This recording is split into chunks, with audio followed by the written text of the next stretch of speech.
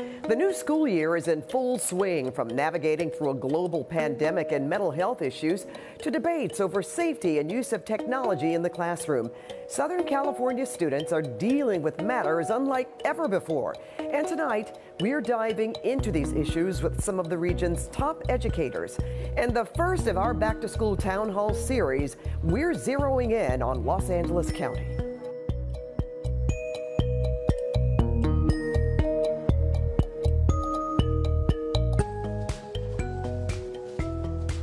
And welcome to our Back to School Night Town Hall special here on CBS News Los Angeles. I'm Pat Harvey. LA County is home to 80 public school districts serving 1.3 million elementary students through high school. And tonight, 4 of those district leaders are here with us.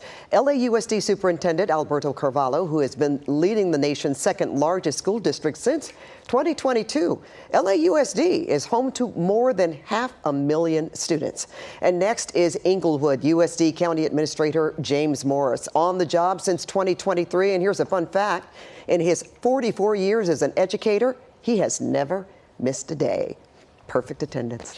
And Pasadena USD Superintendent Elizabeth Blanco. She was serving as interim superintendent before her official appointment this spring, and she's been with the district for more than 10 years. And William S. Hart Union High School District Superintendent Michael Vieira. He served districts in the Antelope Valley before joining the Hart District in 2013. I want to thank you all for being with us this evening. And before we start, I want to give each of you a chance to tell us your top goals or priorities for the new school year. And we're going to begin with you, since you're right next to me, Superintendent Carvalho. Well, let me begin by thanking you, Pat, for this first ever opportunity to really have a conversation with my colleagues and discuss the issues that impact our communities. The priorities for us are well known to all of us. Number one, fully recover from the pandemic effects on academic regression, stabilize the mental well-being, social and emotional well-being of our students, but also our workforce, decipher through and stabilize the finances, considering the fact that California has entered a really difficult era of financial restraint based on less revenues than they were anticipated. And lastly, navigating a very politically toxic national environment that ostracizes, criticizes the immigrant, the gay, the one of color, the poor, threatens to shut down the Department of Education with significant financial implications for kids across the country. All right, we knew you were going to bring it up. We didn't want to get too political, but that is the truth. We do have a candidate who is threatening to shut down the Department of Education. Mr. Morris, please. Sure, Pat. Adding to what Superintendent Carvalho said, because I think those priorities are pretty similar for all of us, right? Good instruction for students, wellness, and having good financial systems and protecting education. I think those are priorities for all of us. In Inglewood specifically, we're implementing several new programs specifically designed to improve academic achievement, and that's what we're probably most excited about this year. Okay, we're going to be getting into more on these issues, but again, Ms. Blanco, we're going to give you a chance to respond. Yes, so in addition to what my colleagues have already said, we've launched the year with the Culture of Us, the US and PUSD, and we are really focusing on academic achievement in the area of literacy, every child reading by 3rd grade, math, all students proficient at their grade level, and college and career readiness, graduating ready for the world, ready for college. Okay, I see Mr. Vieira nodding his head in agreement. Absolutely. Thank you so much for allowing me to join you all tonight. Like my colleagues here, we are in our 3rd year of our strategic plan. We've got 5 focus areas, so we're continuing with those areas. First, it's really focusing on student learning, collaborating, or allowing our teachers and educators to collaborate. Secondly, it's safety and wellness. Supporting our students on campus and actually throughout the community is very important. Access and equity is huge. Like my colleague said, supporting these with our human and fiscal resources, and then finally communication and collaboration. And our catchphrase is One Heart, Every Student Opportunity Ready, which means when they leave our district, they can do whatever they want because of the education they receive in our district. So those are our main impacts, our priorities for this school year, but it's continuing what we've done for the last many years. All right, and we're thankful for you. We know you have a lot of work ahead of you. But let's dive right into our first topic this evening, and that is safety. It is a top priority for parents and administrators, whether it's stopping campus violence, preventing bullying, or making sure the students get to school safely. And of course, this topic is especially timely, unfortunately, in the wake of another school shooting in our country.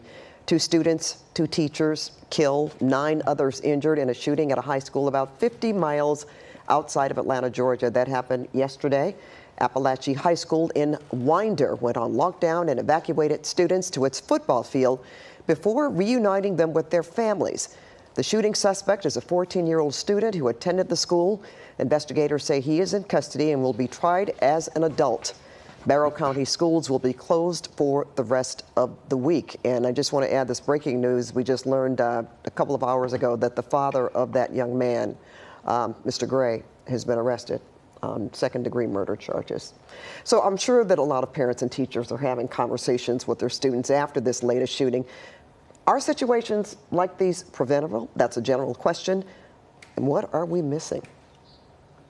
Let's start with you. So I do believe they are preventable, but we as superintendents, principals, teachers, support staff alone cannot do it. Let's begin with the most commonsensical action that has not been taken, which is regulating the access to guns in America. Just look at what happened this week. A 14-year-old has access to a gun purchased by an individual, happened to have been his father, and gifted to him. Yeah. Father admitting that there are many guns In the home. but they're not loaded, as if a 14-year-old who was gifted a gun does not learn how to load that weapon.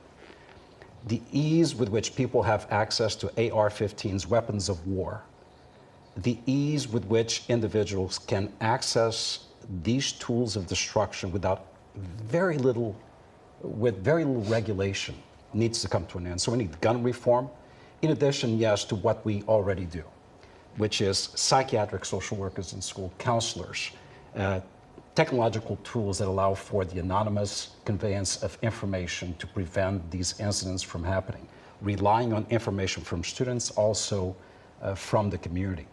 Peer counseling groups, de-escalation training for our workforce. But we can do all of that and create safe perimeters around school. If we do not address the issue of gun control, these catastrophes will continue to occur. So we need political courage, which unfortunately, considering the Sandy Hooks, the Parklands, as well as this most recent catastrophe, indicate there's very little of currently in the country. People to stand up to an industry that profits out of the blood of our kids. And you know there will be parents and other administrators listening to this conversation saying, agreeing with you, Superintendent, I'm sure. In the meantime, until there is some kind of gun control or more gun control legislation, if that even happens, what can schools do? Some people even recommend metal detectors. Well, probably the most important thing we can do is to have relationships between school staff and the students and families we serve. I mean, that is a critical element of creating safe schools, having those welcoming environments where students feel if they hear something, there's somebody who they have a connection with. It doesn't necessarily have to be a teacher or a counselor. It could be somebody in the office staff, the custodian at the school. It's building that strong school culture is essential to keeping the school safe. You're right, there's a lot of factors that we can't control, but we can control the relationships, creating welcoming environments for families. I've heard that my daughter-in-law is an educator in Seattle, and the first thing she talked about was relationships, that students need to be seen, valued, and heard. And I think about that young man, Colin Gray, who is at the center of this recent controversy. I heard a student describe him as sitting in the back of the class alone every day. He obviously didn't have a relationship with anybody at the school, it seems like. And, you know, we know what happened at home with the giving the guns freely. Ms. Blanco, what do you think about that? What kind of resources do you think are necessary? Do you have enough? We can always use more, but we have a wellness teacher in every school. Right now we have wellness rooms.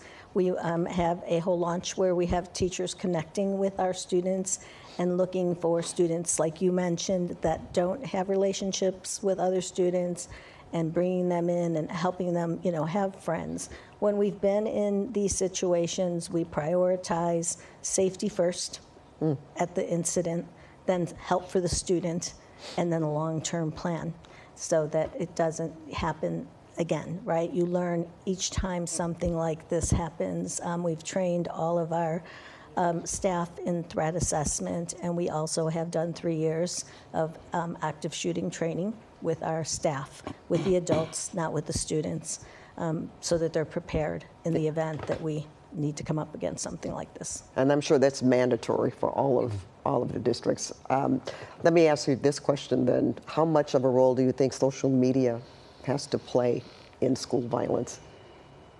You want to answer that question, Mr. Vieira, since we haven't?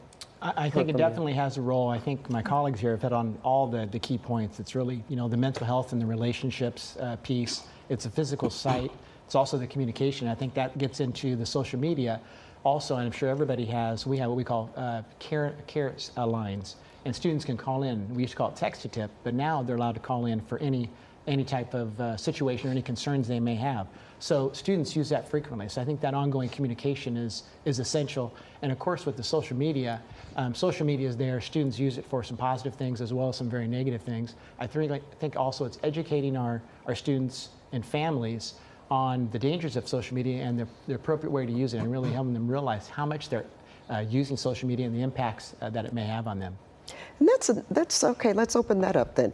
How do you get to parents? What do you hold a quarterly meeting with them to tell them, hey, you have to be careful, you have to help us or participate with us in trying to stop bullying on campus? Because as you said, Superintendent Carvalho, you're called on to do everything at this particular moment in time. Is there advice for students to stop campus bullying, campus violence? How much do you need to talk about it, I should say? We certainly should not avoid it, right? And we create opportunities in school and through community-based organizations outside of school for kids to come together in circles of trust and open up about their feelings. I want to revisit, and we invest significantly in creating those settings. That's why, come on, as a nation, we need to get serious about investing in mental health experts, counselors, school psychologists, psychiatric social workers. Even though we make multi-million-dollar investments in these areas, the ratio of professional to student is still unacceptable, usually 1 to 500 across the state of California. Let me give another perspective on social media. Yes, there are certain benefits that you may get from information obtained through social media. However, let's recognize kids are addicted to social media. They are addicted to their phones. This has impacted their levels of anxiety, stress, suicidal ideation, obesity, depression, and it can all be tied to their addiction to social media. That is why in Los Angeles Unified, we've taken a bold step in banning phones during the school day. It is tough, it is controversial, but the research cannot be ignored. We go into a high school and we see 5 kids sitting around the same table during lunchtime. They're looking down, not interacting with their peers. And then we wonder why kids today behave in a way that is, quite frankly, harmful to self. So we need to, as adults, make these tough decisions to protect our kids. You cannot rely on the social media giants that develop algorithms to addict kids to the social media with deleterious impacts in terms of their mental well-being.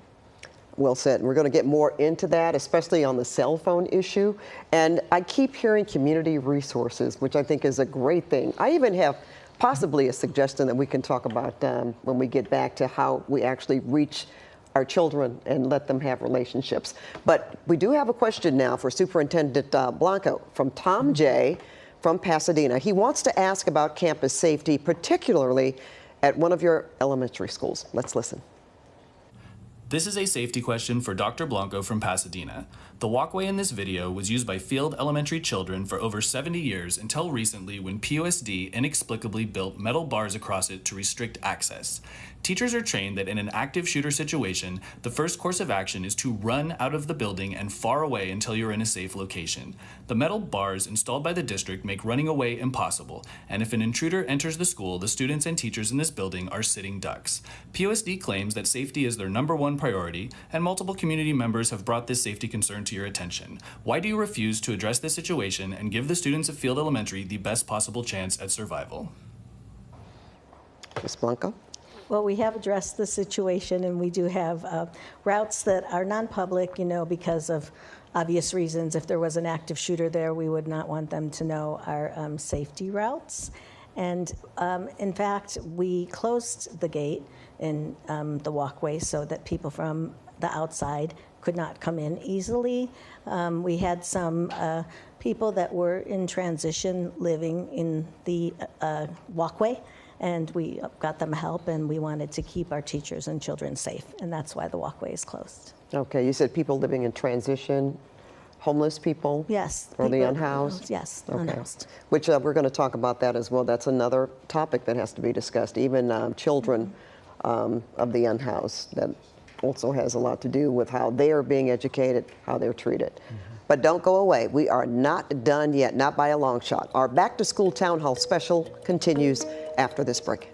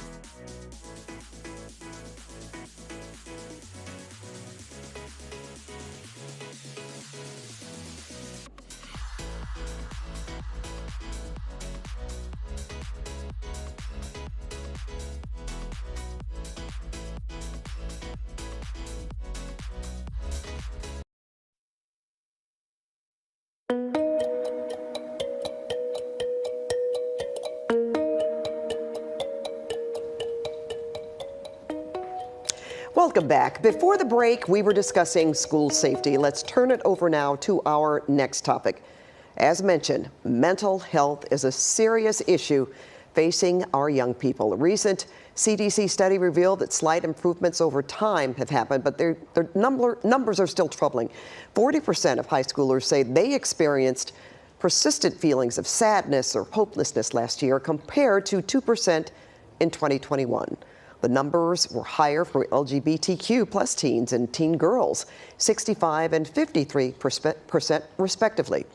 As for younger kids, recent CDC numbers show 1 in 6 American kids ages 2 to 8 had a diagnosed mental behavioral, or developmental disorder.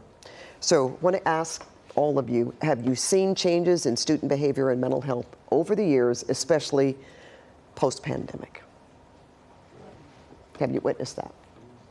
Well, I would say the answer is definitely yes. Post-pandemic, we've seen students coming to us with a lot of issues, and you're right, then it's up to us to figure out what are the resources that we can provide in order to help those students.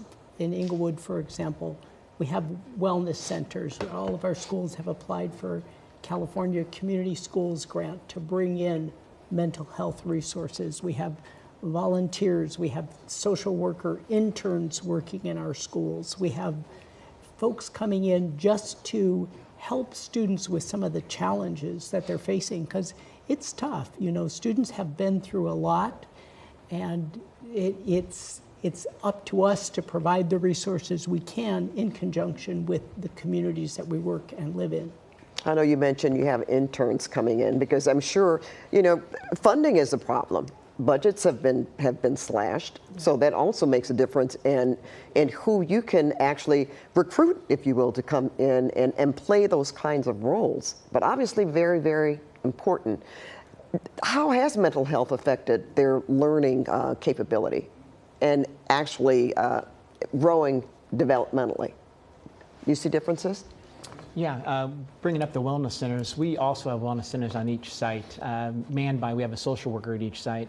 And it's really, and I'm sure everybody has this, we have MTSS teams, multi-tiered system of support at each of our school sites. And what that means is, for each student, we try to identify students based on data that we have, attendance data, behavior data, academic data, and we look at all the avenues of support that is needed.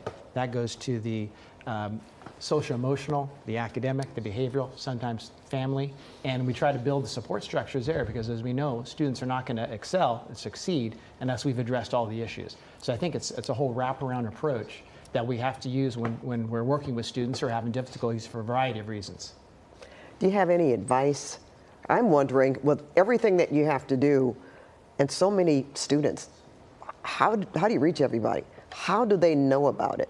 You know, I mean, is there someone in particular or a group of people that goes around to each classroom and talks to the kids and say, hey, if you're having a problem, or we're here to talk to you, talk to your parents? It's hard enough, I would imagine, even to get parents fully involved, especially those that are working more than one job, even single parent households. And they may not have the time or the resources themselves to get as involved as they would like. Now, I know you go out into the communities, because I've seen you go into homes and check on students, those who are truant. We've knocked on 34,000 doors, and the reason why we're knocking on doors is because we've identified these kids who are chronically absent. Number one reason why many kids do not go to school is because of depression, anxiety, stressors that have impacted them, social isolation, woes still as a result of the pandemic. Right. And, you know, it's not just me, it's an entire team. You know, we bring all the resources to the home to understand, number one, the root cause, and then provide direct resources at school, but also at home in partnership with community-based organizations. But look, like my colleague said, we have seen significant increases, unprecedented increases in mental health issues impacting our kids, I think still as a result of social isolation, but also their overdependence, which they learned even more during the pandemic on digital content and social media influences. You put all that together, and kids are trying to decode a very complex world that does not match their chronological development, their mental development. So they are receiving inputs at a speed, at a pace, and a level of complexity that their brains are still not able to decode through, and it's causing them harm. That's why we need these psychiatric social workers. We too have wellness centers, but we need far beyond that, because after their 7 hours and 20 minutes in a protective environment of our schools, they go back. Right. And what happens when they are supervised or not, alone, particularly for the kid who is homeless, who is in foster care, that English language learner, that immigrant kid who fears tomorrow because of their parents' status in this country, that child who was abused, Those kids are at such great risk, and they lead in every single statistic when it comes to mental health development or problems. I keep hearing community-based coming up, and that almost seems like you can't do it without community-based support, which is also problematic when we just don't have as much. We don't have as much in the community like we used to. Remember, you could go after school or stay after school, and you can join the debate club, or you're going to make friends with some other something that you have interest in. But it's very difficult to find those kinds of things these days, especially in our lower socioeconomic communities. Well, we're very fortunate at Pasadena that we can serve students before school and after school. A majority of our students stay with us up to 9 hours a day. And we do have relationship building time, homework time, nutrition time, and we really try to meet all of the students' basic needs. In addition to that, we do have 10 community schools where extra resources are there from the community. Our parent groups are also very active. They hold, trainings and sessions for parents to know where to go and get services for their students. And do they come? Do they take advantage? They do. That's I was good. at the AAPC, our African American Parent Council, this week. It was online, but it was a full house, and they really talked about the importance of rest and nutrition, and shared ideas on how to help students be successful at school. So it sounds like you are addressing as best you can these mental health issues that have not gone away. We keep saying post-pandemic, which is very true. I know you have stats on that, and the fact that, let's face it, more kids do have more digital content as opposed to having that FaceTime with an adult, whether it's a parent or a teacher or even a friend, really. So much time is spent on those devices. And I imagine getting a lot of information on those devices is not as helpful as we would like it to be. You talked about, you can go online and learn how to load a gun. That's right. Right? That's Okay. right. The unrestricted access to good and bad information without the appropriate supervision is not good for kids. There we go. And right now there are insufficient controls to address that issue. Going back to your previous point and agreeing with my colleague, actually the state of California does a very good job at funding, creatively funding opportunities that allow for community-based organizations to come into our schools. So through ELOP, which is Extended Learning Opportunity funding, we can provide that before and after school enrichment, but also academic acceleration. We can use those funds even for weekend experiences, for winter break experiences, because we don't just teach kids. A lot of our kids, considering the level of poverty in our schools, depend on the breakfast, the lunch, and supper. Right, When we right. close schools, many kids go hungry.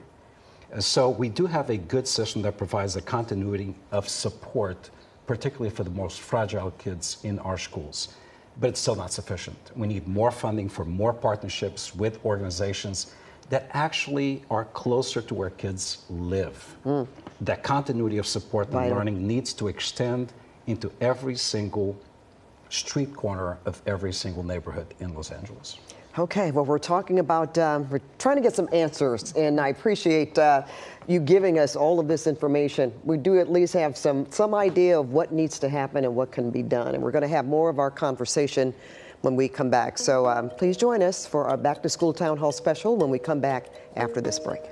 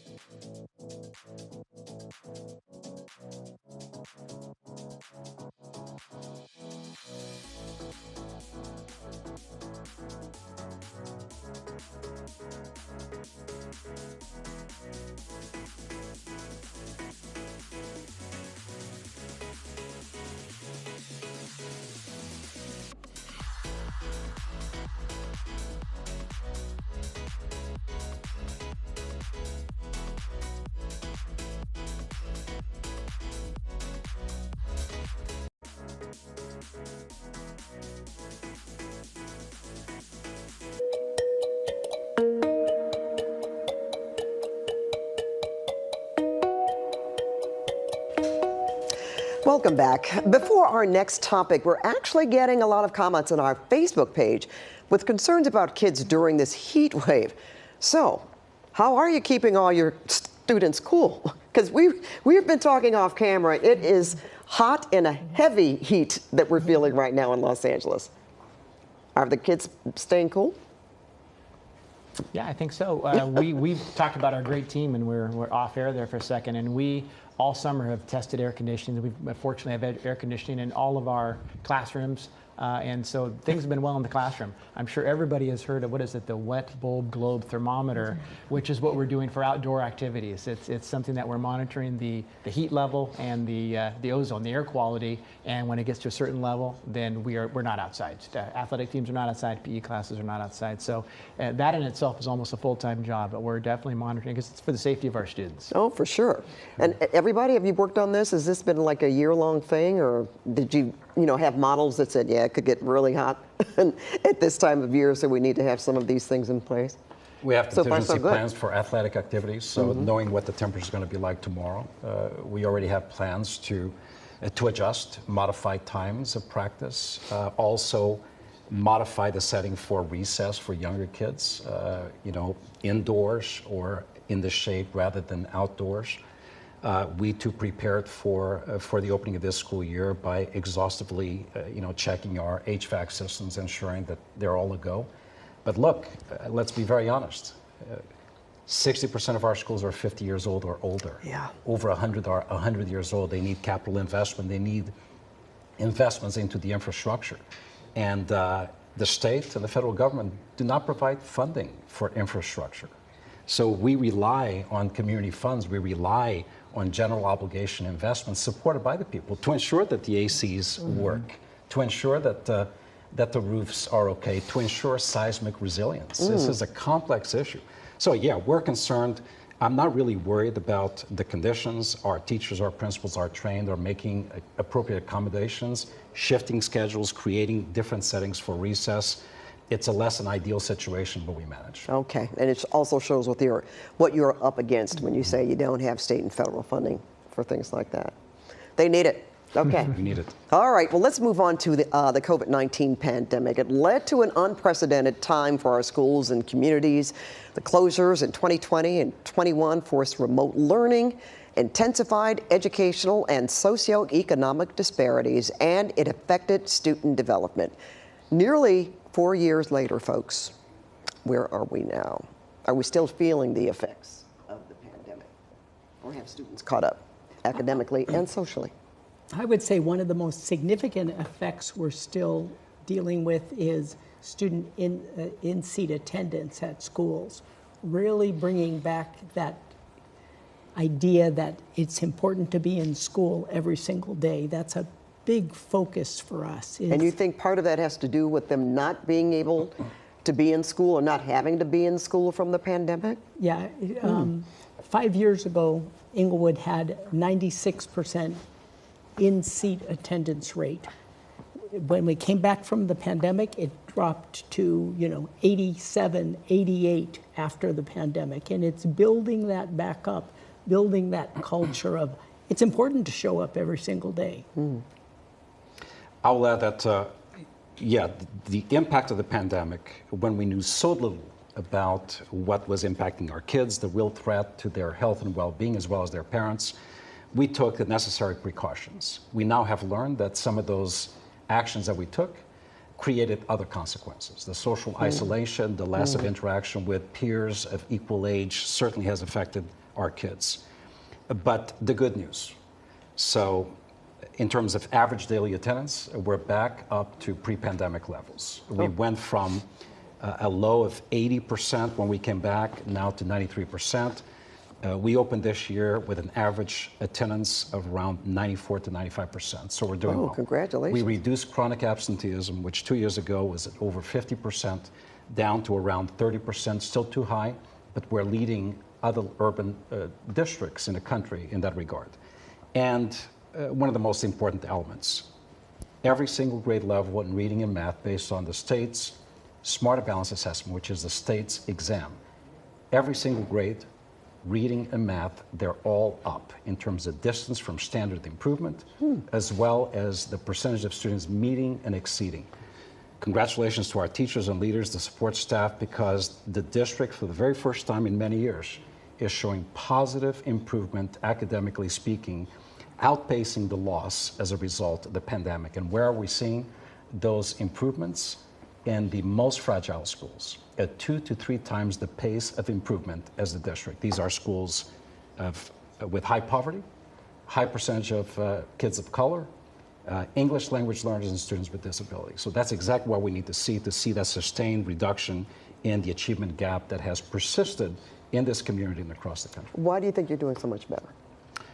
There's a real focus on the part of our teachers and leaders. We modified the curricular offerings. We decided to create a new entity called the Education Transformation Office that caters to the 120 schools that, if you look back at decades worth of learning, these schools did not move. And these schools serve 40,000 kids. Those schools report directly to me, so I'm accountable. If those schools don't move, I need to be fired. And there is additional funding, additional monitoring, additional support, and additional accountability. Very streamlined professional development informed by the conditions in schools. The deployment of interventionists to reduce class sizes in reading and math.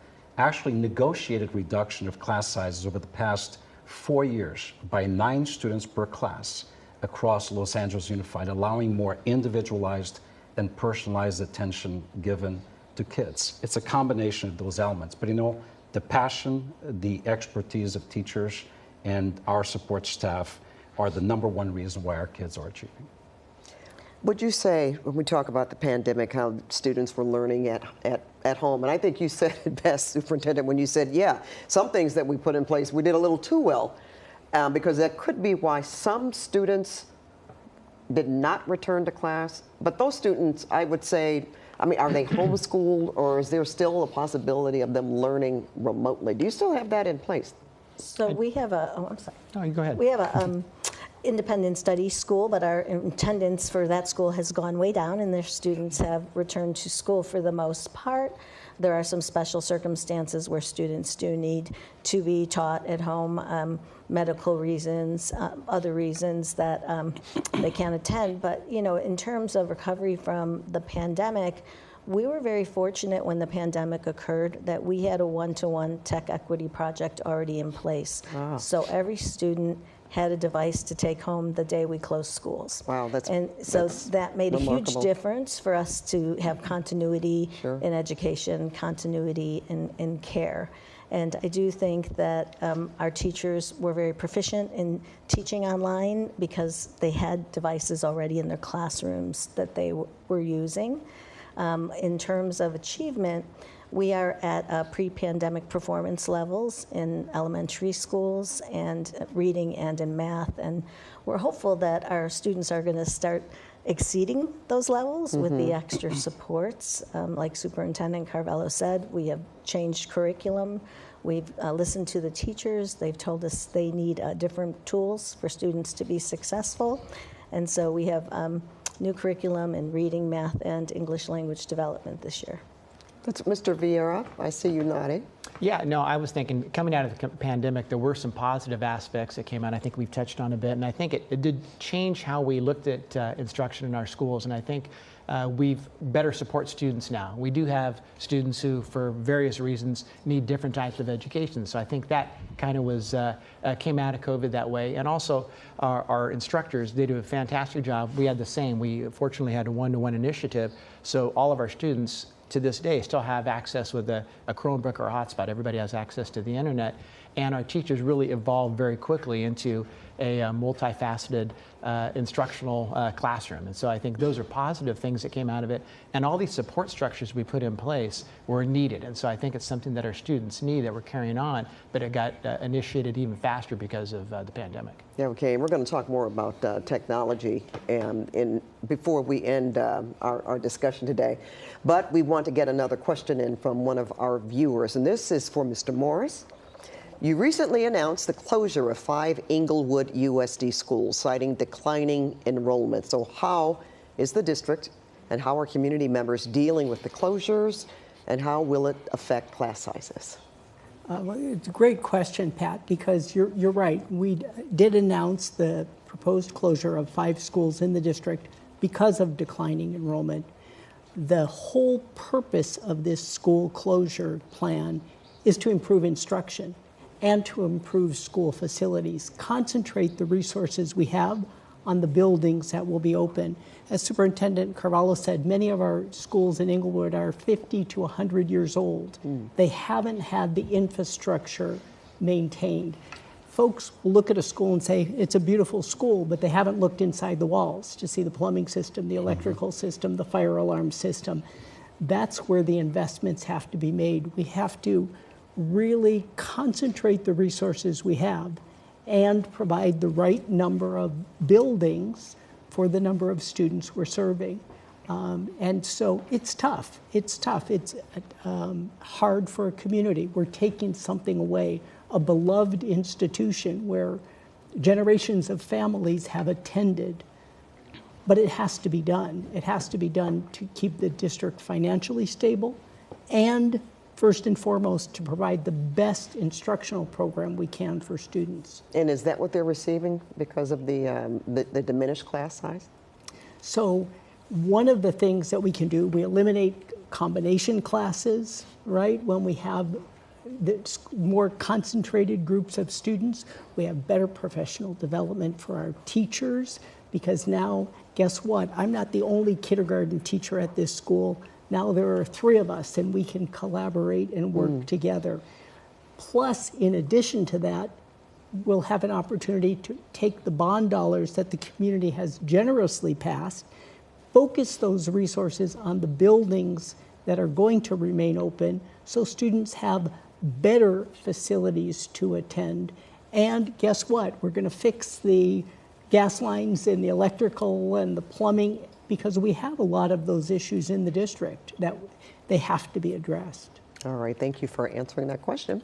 And we now have a question for Superintendent Carvalho from Maria Luisa Palma from Los Angeles, and she wants to ask about test scores and equity within the district. Let's take a listen. Superintendent Carvalho, although out here in the public, we can't yet review or verify the 2023 to 24 standardized test results, but you've told us repeatedly about the improvement you've seen across the board, yet we believe the achievement results are still too low overall. And given that many LA Unified parents, especially our immigrant communities, lack the information and the knowledge of the significance of low test scores and are often lulled into inflated assessments of their children's academic levels based on classroom grades of C's, B's, and A's. Parents don't know their children can't read or do basic math. How do you square this with your and the district's goals for social justice and equity? And what are you doing to eradicate this misinformation and ensure parents know their children's true academic levels? So very good question. It's not our data, it's the state's data. So the state has not released to the public the district-to-district comparison, not for me, not for any one of us. However, every single principal in our schools has data for their students, and we as a district possess the data. I cannot compare our data to the rest of the state or their districts. That's why the community does not yet see the state's published data. I'll take an opportunity to say that it is actually unacceptable that we already started the 24-25 school year and the state still has not released the data for the 23-24 school year. That's very unusual. I've communicated with state entities the fact that the data is released too late. The second point that Ms. Palma made is one dealing with teacher-assigned grades. That's not what I was referring to. I was referring to state assessment data, which is objective. It is performed and administered by the state. It is not done by the district. Thirdly, I do understand the concern. We are speaking about our data. I'm sure my colleagues have spoken about the data, but the state has not yet published the same data, but we have access to it. Soon enough, I've been told that as early, perhaps as sometime in September or October, the state data will be released to the community, which will reflect the data that we have been seeing all along. But this disconnect caused by a timing issue meaning the data that we have accessible to us versus the release of the state's reports, does cause some degree of confusion in the community. Are they aware of that? On the state level? Do they know that just to hold back information like that creates more problems for you? Obviously, I've had meaningful conversations with state officials regarding meaningful. the tardiness I can imagine. with which the data is released. In a lot of states across the country, there are statutory requirements specific to the release of the data. Look, you should only assess to the extent that you will use that data to improve instruction for the following year. You should not assess for the sake of assessing. You're not going to assess your way to academic excellence. Great teaching does that. But to the extent that you assess, the data should be available much faster than it is. In a lot of districts across the country, the data for that school year is available before the school year is over, so that the individuals who master schedule kids can appropriately place students into the right courses at the right level of rigor. So you can plan professional development. We have to do that with limited access to data. But the data we have is accurate, much like my colleagues, but it is not widely available to the public because the state has not yet released it. So how do we tell Ms. Palma there that things are... We know Ms. Palma rather well. Okay. She has access to data mining systems within the school system. We can also respond to any member of the community with specific data by school, by groups of schools, by regions, district-wide. We can disaggregate the data by racial, ethnic, linguistic subgroups, and that is currently available. What we do not have is the ability to compare to other districts or the state to determine, is our rate of growth par with the state? Have we fallen behind? Are we moving ahead faster, right? We can only look at our specific data. Okay. So I would like to also comment, I know that wasn't my parent, but we have to make sure that we don't reduce children to a single test score, right? There's many types of data that we look at. And the SBAC is our satellite data. It is about children, individual children, but it's a systems data that we can look and see what we need to do better, like new curriculum, the things we've talked about. Then there's diagnostic data, right, where we've seen some of our children grow 4 times as they were expected in a single year. And that's the data that our teachers really use to improve instruction and do individual learning plans. And then we have what we've recently learned a lot about that's called street data, where we go out and we talk to the students in our schools. We talk to our parents, our community, and our community members. And we've learned a lot through that. And I'll go on a limb and say that the SBAC is not a predictor of success in life. It is what we're held accountable for. That's right. Okay. And on that note, we're going to take a quick break, and we will be right back. I think we were talking about that earlier.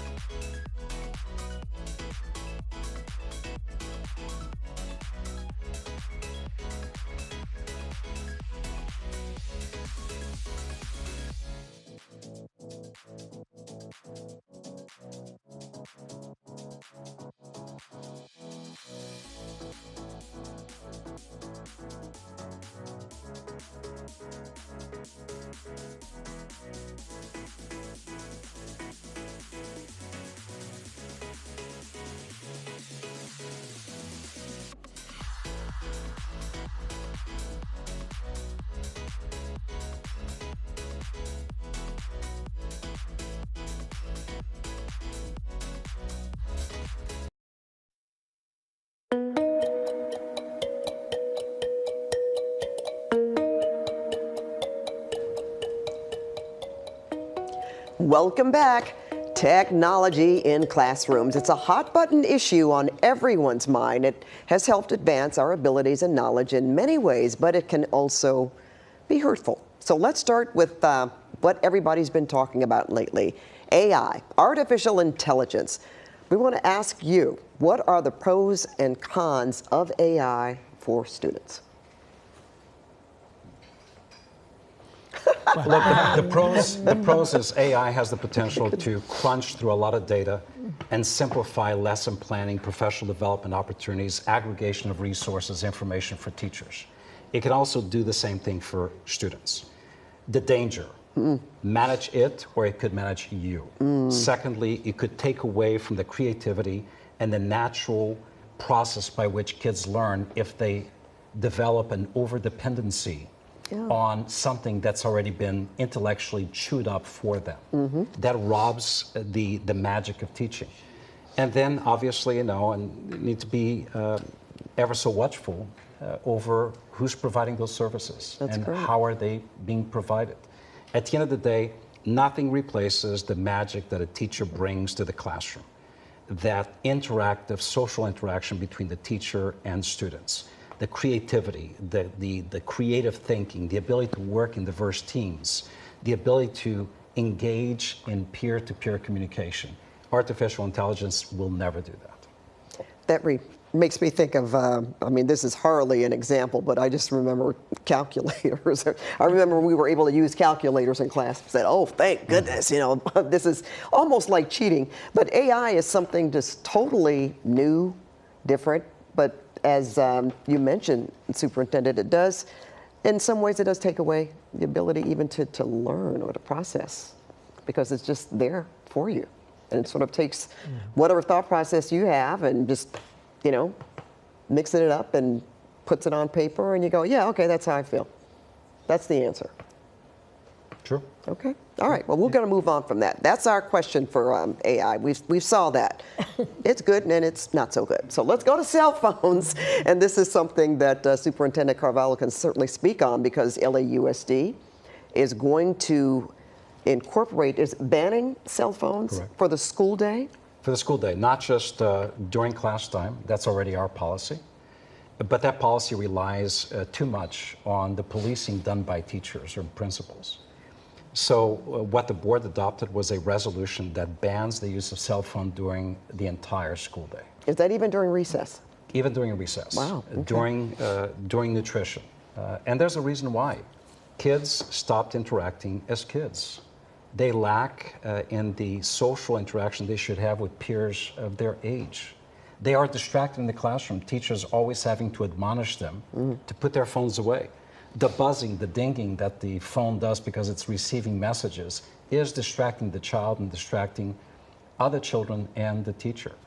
But the main reason is the scientifically proven connection between mental stressors and the addiction to cell phones and the content that students access through the cell phones. So this resolution that the board adopted prohibits the use of cell phones during the school day, but also empowers me as superintendent to pursue the possibility of legal action against social media giants who we believe are responsible for algorithms that learn the child, entice the child, addict the child to their digital content, and has created significant mental health concerns with those same children, putting us in a position of having to spend millions of dollars in addressing those issues that our kids are experiencing and are demonstrating.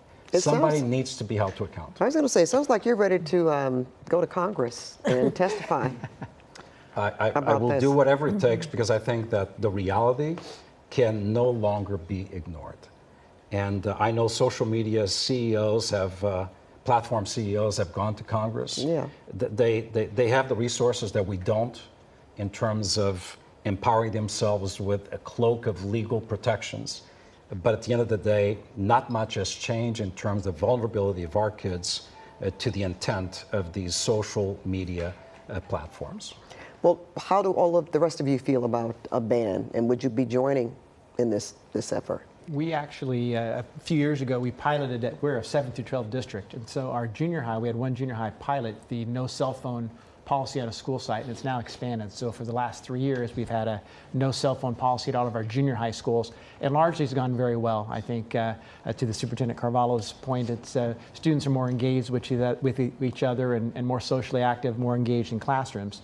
We're right now piloting at one of our high schools. Obviously, high schools, older students, much larger, so we're piloting it just out of the classroom. No cell phones in the classroom. We've had teachers do it individually, but now at a site level, we're doing it across the board. So we'll see how that goes. But with our junior highs, that has been the case for the last few years. Have you had a lot of pushback? You know, not really, believe it or not. There were some concerns initially with parents who, obviously, safety reasons, want to know where their students are. They got to school, where they're going after school.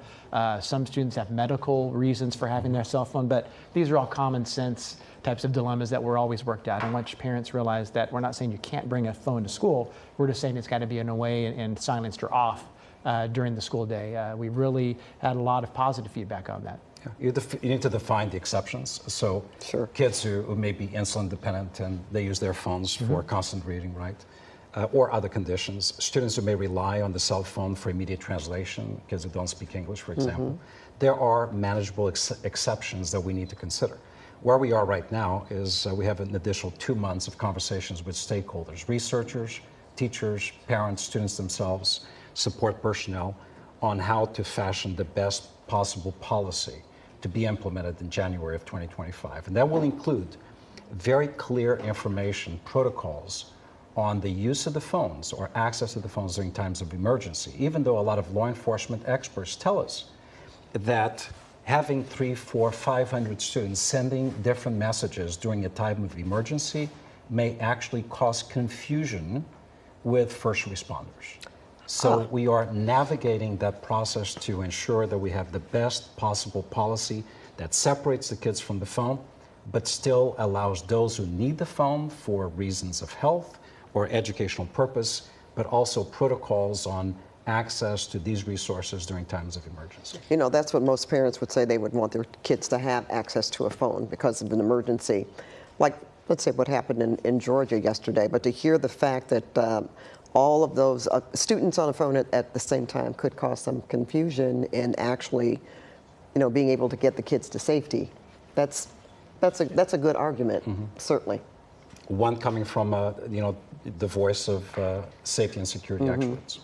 Are you going to? Oh, yes, I think Mr. Morris. though I think the overriding theme you've heard is technology can be our friend. There are some incredible uses, whether it's artificial intelligence or cell phones or computers in the classroom.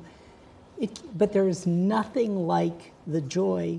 I was in a third grade classroom today, and the joy on these children's faces as they're working together with their teacher to count syllables in words, the magic that happens between teachers and students, that's probably the most valuable part of the educational system. And so, yeah, technology can support that, but what I worry about and celebrate every day is kind of that magic that happens in classrooms. And that's how children learn to socialize, right? Talk to each other as opposed to talking to a phone. I bet you almost feel the same way about cursive writing. I know I do. What, you're not studying that? You don't know how to write cursive? Oh my goodness. Okay, well, we're having a very enjoyable discussion here, and we're talking about some very serious issues that we hope that you are gleaning some facts from our conversation, and we're giving you some advice. And we're not done yet with our conversation. Our Back to School Town Hall special continues after the break.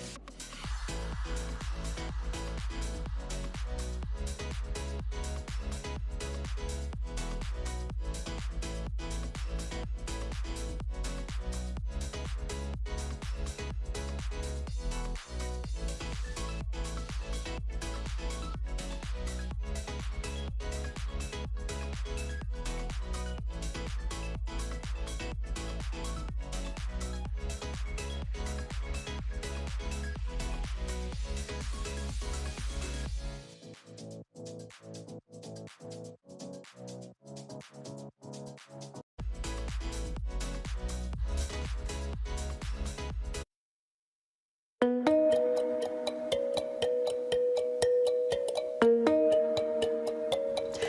back. We were talking about cell phones being taken away from students. I shouldn't say taken away, but yeah, not allowed in the classrooms for the school day. And Ms. Blanco, we wanted to get your response to that for Pasadena. So we're working on enforcing the policy that we currently have, that it is for instructional use only.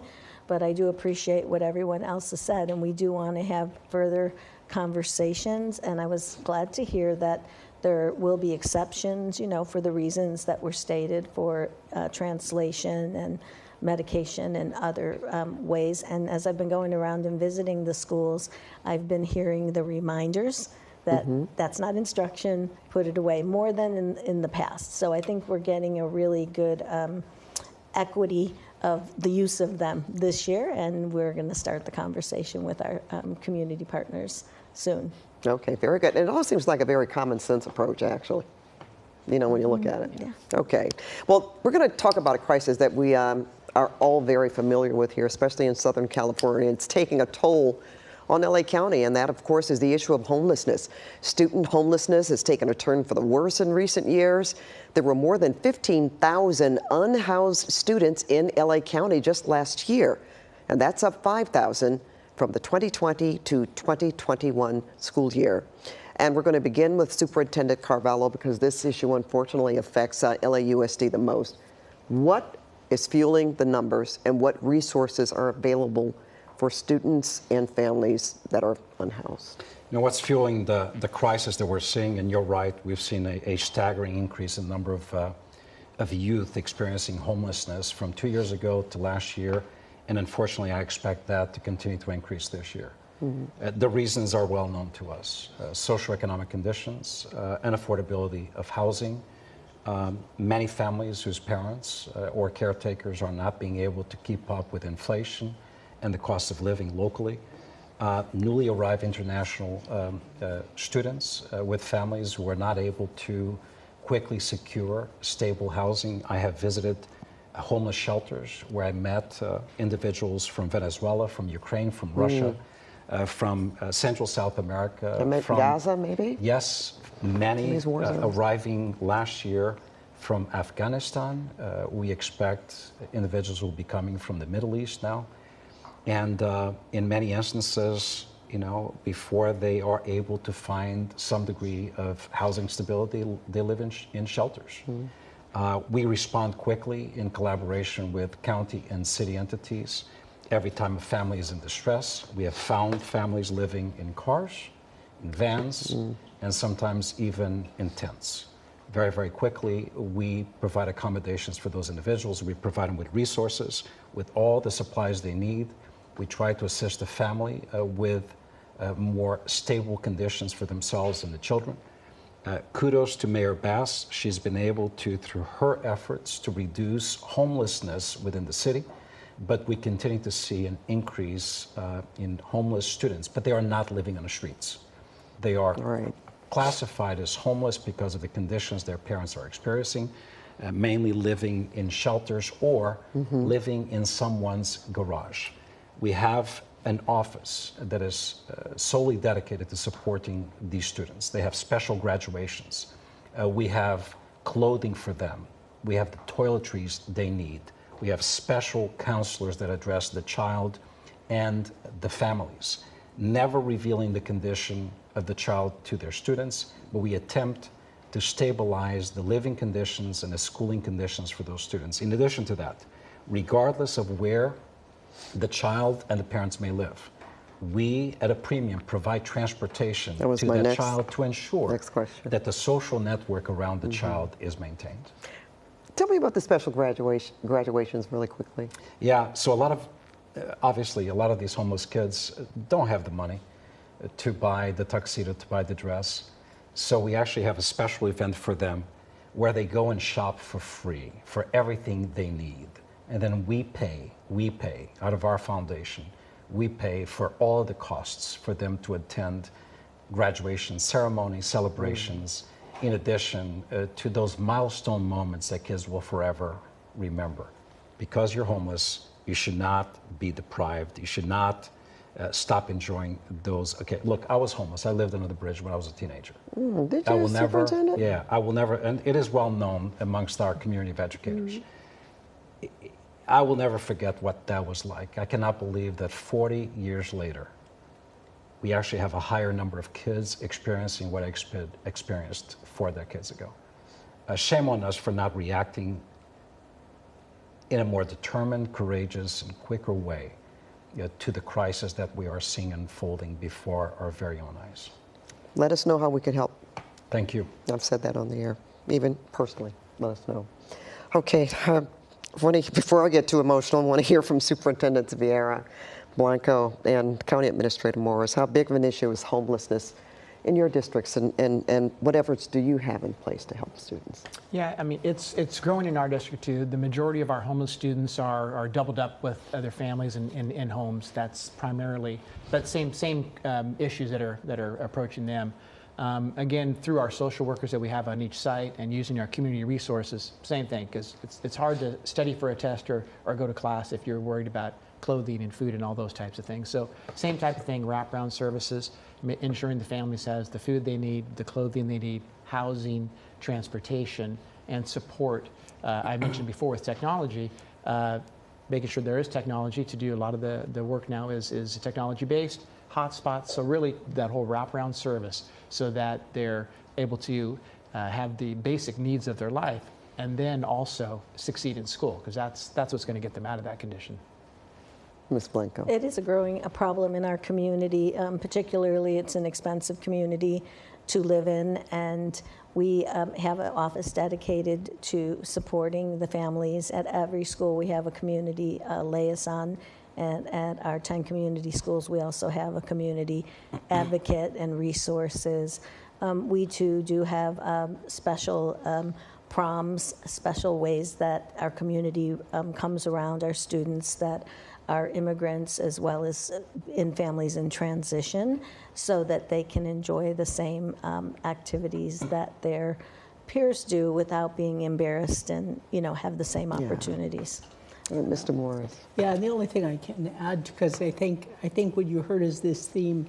This is one of those areas where we get by with help from our friends, and there's a plethora of community resources and groups that want to come in and help to serve these students.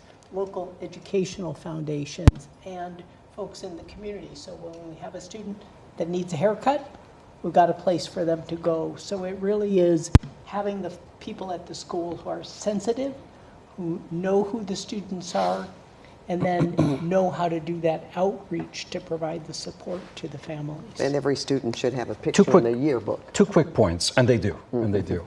2 quick points. Number one, we're not just providing services to the kids based on their need. We're actually pursuing solutions for the entire community. That's why this past year, we opened a building with 26 units for families whose children attend LAUSD and were experiencing homelessness.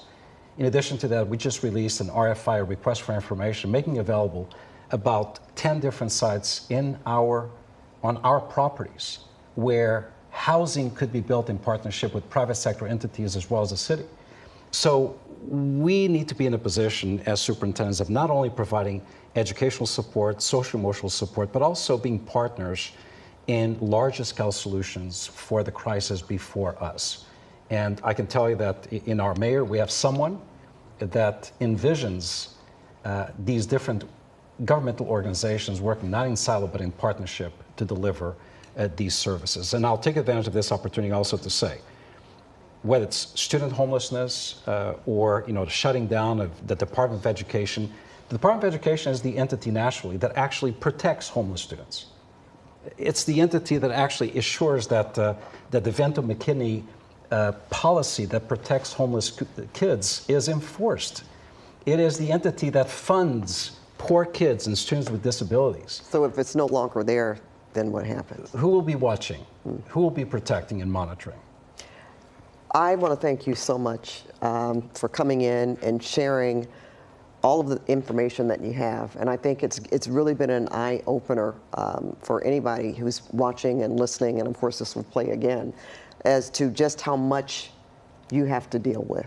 Just not just improvements, but on education, but on the lives of students and really their families. It's really more than getting an education. It's certainly a lot more than academics, even though that is top of your priority, of course. So thanks again for sharing. Thank you. And we hope that you'll come back, okay? Often. And we want to thank you for watching our Back to School Town Hall special. We hope you enjoyed the discussion as much as I did. Be sure to join us again on September 19th for our second Town Hall special with district leaders from Orange, Riverside, and San Bernardino counties. In the meantime, have a good night, everyone.